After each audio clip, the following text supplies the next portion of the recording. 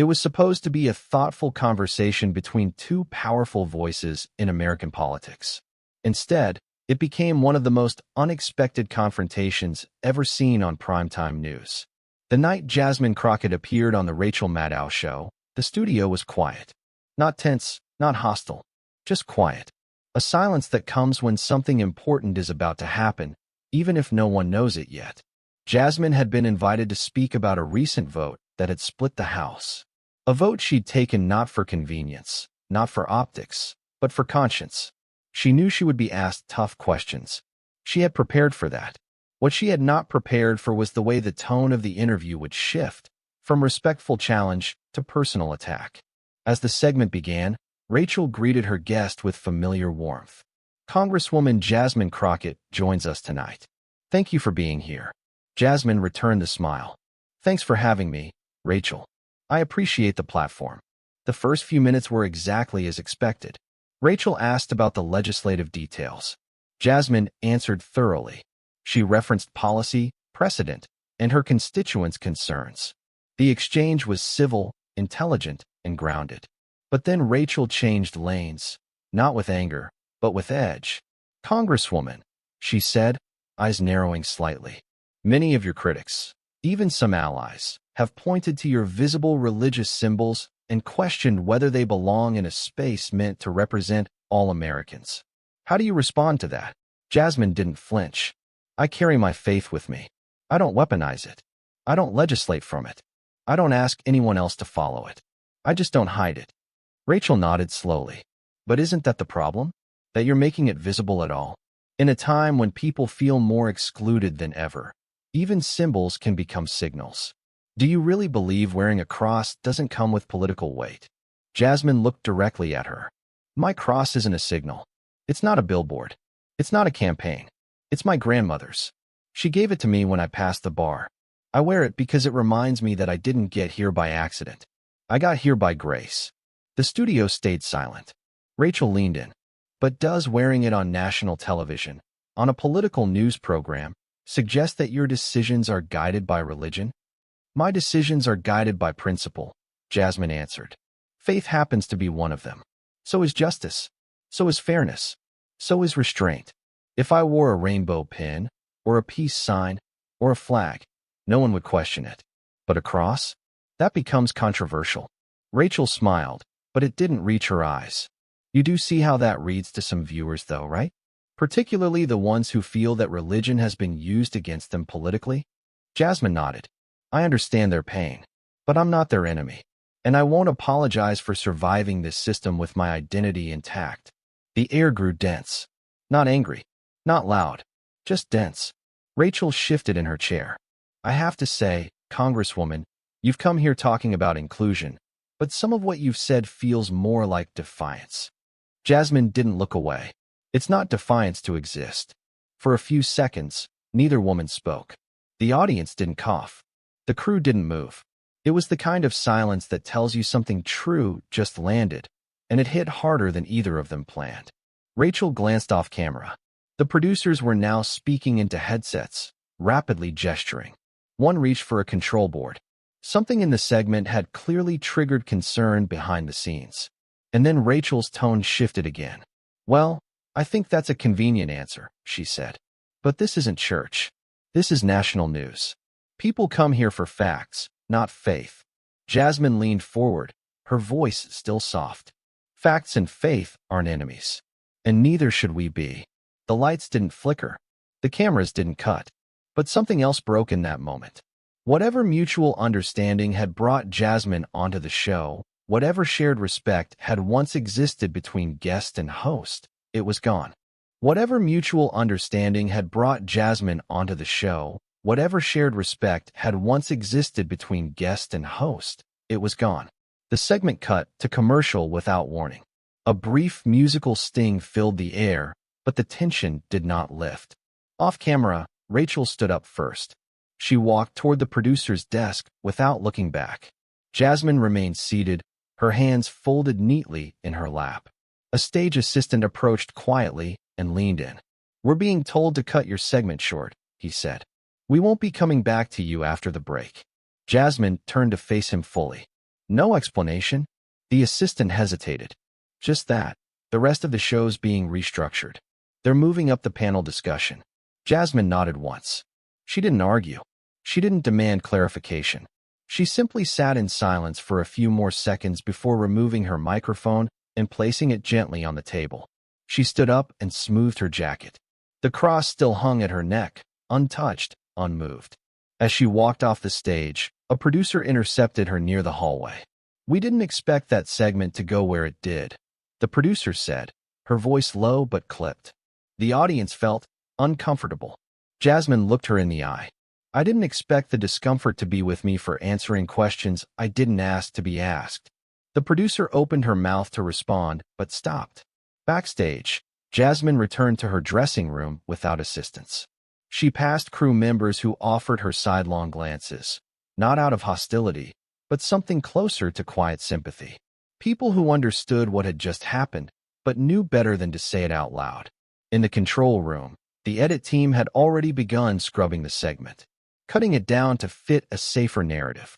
A senior producer made the call to omit the faith exchange entirely from the rebroadcast. By the time Jasmine emerged from the dressing room 15 minutes later, her car was already waiting. Her phone buzzed with text messages from colleagues, reporters, and friends who had watched the show live and were trying to make sense of what they had just seen. But Jasmine didn't need time to process it.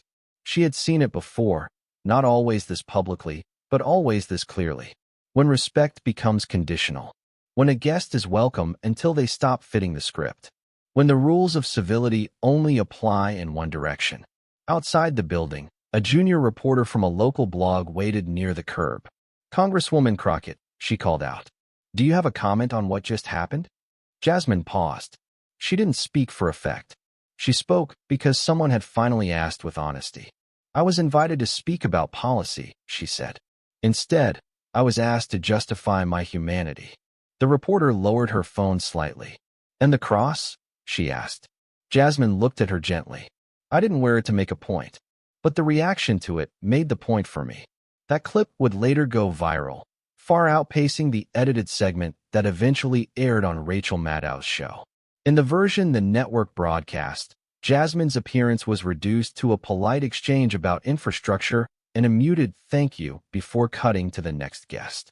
But for those who had seen it live, the memory was different. The moment when a sitting congresswoman was asked to defend a personal symbol of faith. The moment she refused to be shamed for carrying the past that had shaped her. And the moment she was dismissed not with outrage, but with quiet precision. Back at the studio, Rachel returned to air as if nothing had happened. The panel discussed election maps. A musical guest played a closing set. Laughter returned to the room, but it felt thinner somehow. Like everyone was trying to pretend the interruption hadn't changed anything. It had. Not because of the cross. Not because of Jasmine's answers. But because the audience had seen something they weren't supposed to notice. The moment when a space that claimed to be inclusive drew its line. The days that followed were strangely quiet. Not because the moment had gone unnoticed, but because no one seemed sure how to talk about it. News outlets that typically rushed to cover even the smallest missteps on air remained cautious. Some ran brief, factual reports. Others stayed silent altogether. But on social media, the conversation was already burning. Clips of Jasmine's appearance, both the official edit and the uncut live streams, began circulating within hours. The part that aired showed only a fraction of the exchange. Gone was the line about survival. Gone was the moment of stillness. Gone was the quiet dismantling of the idea that faith must always be hidden to be valid. But the truth had already found its way out. And people were listening. Not everyone agreed with Jasmine. Some said she should have known what kind of show she was walking into. Others accused her of bringing religion into politics. But even those who disagreed found themselves hesitating when they watched the full footage. Because Jasmine had not shouted. She had not accused. She had not derailed the conversation. She had simply responded, with clarity, calm, and complete presence. What followed wasn't outrage. It wasn't cancellation. It was something quieter and more enduring. Recognition. A shift in how people talked about belonging. It wasn't just about a cross. It wasn't just about one guest on one show. It was about the conditions people were expected to meet in order to be seen as credible. It was about what made a person's identity acceptable on camera and what made it inconvenient. And it was about how easy it was to applaud diversity while quietly policing its edges. In a podcast interview 2 weeks later, a former producer from the show spoke anonymously. "We always say we want different voices," she said. "But when someone actually brings difference, not performance, but real difference, the room tightens. It's like there's this invisible script that everyone's supposed to stick to, even when we claim to be breaking it." She paused, and Jasmine didn't stick to it. Back in Washington, Jasmine returned to work without ceremony. She didn't release a statement. She didn't demand airtime to respond. She simply showed up, did the job she had always done, and let others decide what the moment meant. But inside her office, the letters began to arrive. Not just emails or tweets, real letters. Some came from young women who saw themselves in her. Others came from older voters who didn't share her politics but respected her composure. A few came from parents who wrote simply to say thank you, because their children had watched and asked questions they'd never asked before. Jasmine read every single one. One came from a retired minister in Alabama. "I never thought I'd see the day when wearing a cross would get someone kicked off the news," he wrote. "But I'm glad you didn't take it off." She kept that one in her desk drawer. Meanwhile, the network did not apologize.